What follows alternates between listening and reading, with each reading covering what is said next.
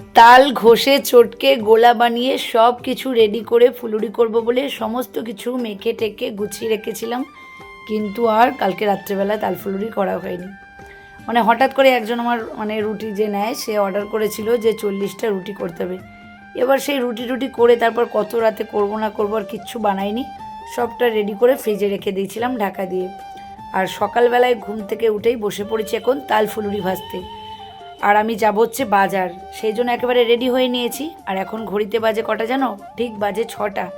তো যাই হোক, এই 6টার সময় আমি এখন তাল ফুলুরি বানাচ্ছি।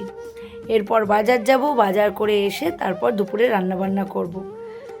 কি বলো তো, খেতে ইচ্ছা করে বলে না, যতই কষ্ট হোক যাই হোক সেগুলো করতেই হয়। কষ্টটাকে তখন আর কষ্ট বলে মনে হয় না। তারপর ছেলে মেয়েরা খেতে ভালোবাসে, কুটুস পাখি তো সেরকম খায় না, কিন্তু ওর দিদির সঙ্গে সঙ্গে বায়না করে। তো যাই হোক, তাল ফুলুরি কে কে খাবে চলে এসো।